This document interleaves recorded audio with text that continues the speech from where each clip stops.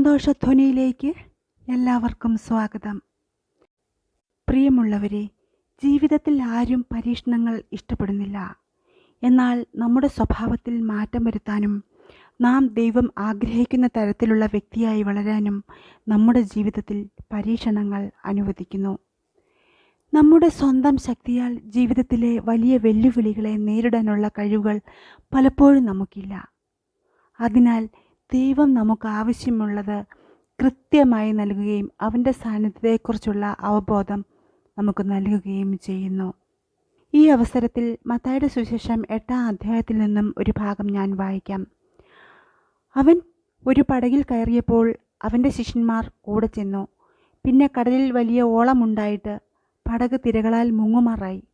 അവനോ ഉറങ്ങുകയായിരുന്നു. അവർ അടുത്തു ചെന്നു, "കർത്താവെ, രക്ഷിക്കണമേ, ഞങ്ങൾ നശിച്ചു പോകുന്നു" എന്ന് പറഞ്ഞ് അവനെ ഉണർത്തി. അവൻ അവരോട്, "അല്പവിശ്വാസികളെ, നിങ്ങൾ ഭീരുക്കളാകുവാൻ എന്ത്" എന്ന് പറഞ്ഞ ശേഷം എഴുന്നേറ്റ് കാറ്റിനെയും കടലിനെയും ശാസിച്ചപ്പോൾ വലിയ ശാന്തതയുണ്ടായി.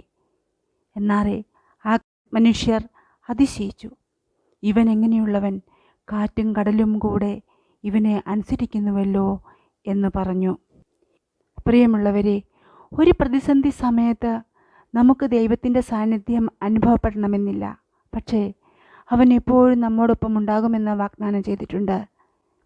ആവർത്തന പുസ്തകം 31-ാം അധ്യായത്തിൽ തിരുവചനം ഇപ്രകാരം പറയുന്നു: "ബലവും ധൈര്യവും ഉള്ളവർ ആയിരിപ്പിൻ."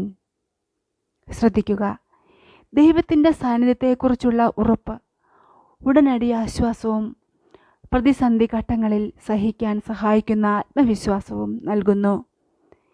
ദൈവം നൽകുന്ന മറ്റൊരു വാഗ്ദാനമാണ് പരീക്ഷണങ്ങളിലൂടെ ഒരു വഴിയൊരുക്കുക എന്നത്. ശിഷ്യന്മാർ സുരക്ഷിതമായി കരയിലെത്താൻ കഴിയുമോ എന്ന് ചിന്തിച്ചിട്ടുണ്ടാകണം. എന്നാൽ ഈ കൊടുങ്കാറ്റ് ഉണ്ടായിരുന്നില്ലെങ്കിൽ ഒരുപക്ഷെ യേശുവിൻ്റെ അത്ഭുതകരമായ ശക്തിയുടെ പ്രകടനം അവർക്ക് നഷ്ടമാകുമായിരുന്നു. എന്നെ കേട്ടുകൊണ്ടിരിക്കുന്ന പ്രിയ ദൈവത്തിൻ്റെ പൈതലേ, ദൈവം തൻ്റെ ശക്തി നമുക്കും വെളിപ്പെടുത്താൻ ആഗ്രഹിക്കുന്നു. കർത്താവിൻ്റെ സ്ഥിരമായ സാന്നിധ്യം അനുഭവിക്കാൻ അനുവദിക്കണമേ എന്ന് നിങ്ങൾ അപേക്ഷിക്കുക. നിങ്ങളുടെ ജീവിതത്തിൽ ഉണ്ടാകുന്ന കഷ്ടതകളിലൂടെ കടന്നു പോകുവാനുള്ള ശക്തിയും വഴി തിരിച്ചറിയാനുള്ള ജ്ഞാനവും അവൻ നിങ്ങൾക്ക് നൽകും. നമ്മുടെ ജീവിതത്തിൽ വ്യത്യസ്തമായ കൊടുങ്കാറ്റുകളാണ് നാം നേരിടേണ്ടി വരുന്നത്. ദുരന്തകരവും വിനാശകരവുമായി തോന്നുന്ന കാര്യങ്ങളെ നല്ലതിലേക്ക് മാറ്റാൻ ശക്തിയുള്ള ഒരേ ഒരു വ്യക്തി ദൈവമാണ്. പ്രിയമുള്ളവരെ, നമ്മൾ ആഗ്രഹിക്കുന്നത്ര വേഗത്തിൽ അത് സംഭവിക്കണമെന്നില്ല. അതൊരു പോരാട്ടമായി നമുക്ക് തോന്നിയേക്കാം. മറ്റൊരു വഴിക്കായി നാം ആഗ്രഹിച്ചേക്കാം. എന്നാൽ അതിൽ നിന്നും നമുക്ക് അനുഗ്രഹം ലഭിക്കും. കാരണം അത് ദൈവം പ്രവർത്തിക്കുന്ന രീതിയാണ്. ദൈവം നമ്മുടെ ജീവിതത്തിൽ പ്രവർത്തിക്കുമ്പോൾ നാം ഇരുളിൽ പ്രകാശിക്കുന്ന നക്ഷത്രങ്ങളെപ്പോലെ പ്രകാശിക്കും. ജീവിതത്തിലെ ഏറ്റവും ദുഷ്കരമായ ചില സമയങ്ങളിൽ ദൈവവചനപ്രകാരം യേശുവിനോട് പ്രാർത്ഥിക്കുമ്പോൾ ശക്തിയും ബലവും ഞാൻ അനുഭവിച്ചിട്ടുണ്ട്. കഷ്ടകാലത്ത് നീ വിളിച്ചു, ഞാൻ നിന്നെ വിടുവിച്ചു എന്ന വചനം സത്യമാകുന്നു. പ്രിയമുള്ളവരെ, നമ്മുടെ ദൈവത്തെപ്പോലെ വലിയ ദൈവം ആരുള്ളൂ? നമ്മെ ആശ്വസിപ്പിക്കാനും നമ്മുടെ ആത്മാവിന് ഉന്മേഷം നൽകുവാനും നാം അനുഭവിക്കുന്ന വേദനയേക്കാൾ അധികമായി പ്രത്യാശ നൽകുവാനും ദൈവത്തിൻ്റെ തിരുവചനങ്ങൾക്ക് ശക്തിയുണ്ട് എന്നോർക്കുക.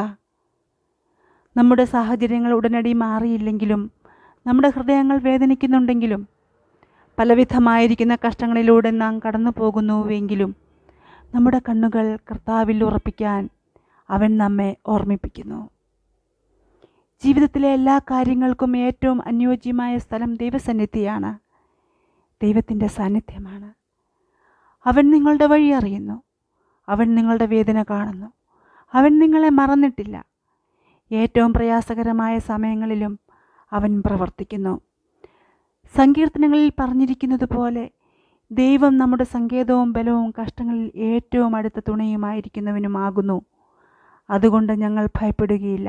ശ്രദ്ധിക്കുക, നിങ്ങൾ ഇപ്പോൾ അല്പനേരത്തേക്ക് നാനാ പരീക്ഷകളാൽ ദുഃഖിച്ചിരിക്കേണ്ടി വന്നാലും അഴിഞ്ഞു പോകുന്നതും തീയിൽ ശോധന കഴിക്കുന്നതുമായ പൊന്നിനേക്കാൾ നിങ്ങളുടെ വിശ്വാസത്തിൻ്റെ പരിശോധന വിലയേറിയതെന്ന് യേശുക്രിസ്തുവിൻ്റെ പ്രത്യക്ഷതയിൽ പുകഴ്ചയ്ക്കും തേജസ്സിനും മാനത്തിനുമായി കാണുവാൻ അങ്ങനെ ഇടവരും. വിശുദ്ധ പത്രോസ് എഴുതിയ 1-ാം ലേഖനം 1-ാം അധ്യായം കാണുക. പ്രിയമുള്ളവരെ, നമുക്ക് ഒരുമിച്ച് പ്രാർത്ഥിക്കാം. സ്വർഗീയ പിതാവേ, അങ്ങ് എപ്പോഴും ഞങ്ങളോടൊപ്പം ഉണ്ടെന്ന് അങ്ങയുടെ വചനത്തിലൂടെ വീണ്ടും വീണ്ടും ഞങ്ങളെ ഓർമ്മിപ്പിക്കുന്നതിനായി നന്ദി പറയുന്നു. ഭയപ്പെടേണ്ട എന്നരുളി ചെയ്തുകൊണ്ട് അങ്ങയുടെ സാന്നിധ്യത്തിലേക്ക് ഞങ്ങളെ അടുപ്പിക്കുന്നതിനായി ഞങ്ങൾ അങ്ങയെ സ്തുതിക്കുന്നു. ഇപ്പോൾ ഞങ്ങളെ ചുറ്റിപ്പറ്റിയുള്ള കൊടുങ്കാറ്റുകളിൽ ഞങ്ങൾ അങ്ങിൽ അഭയം കണ്ടെത്തുന്നു. ഞങ്ങൾക്ക് സമാധാനവും ശക്തിയും കണ്ടെത്താൻ കഴിയുന്നത് അങ്ങിൽ മാത്രമാകുന്നു. ഞങ്ങൾക്കായി അങ്ങേക്കൊരു പദ്ധതിയുണ്ടെന്നതിനായി നന്ദി പറയുന്നു. ഞങ്ങളുടെ കർത്താവും രക്ഷകനുമായ അങ്ങയെ ഞങ്ങൾ ഇന്ന് നോക്കുന്നു. അങ്ങയുടെ മുഖമാണ് ഞങ്ങൾ അന്വേഷിക്കുന്നത്. അവങ്കിലേക്ക് നോക്കിയവർ പ്രകാശിതരായി, അവരുടെ മുഖം ലജ്ജിച്ചു പോയതുമില്ല. ഈ വചനത്തെ ഓർത്ത് അങ്ങേക്ക് നന്ദി പറയുന്നു. എല്ലാ മഹത്വവും അങ്ങേക്ക് അർപ്പിക്കുന്നു.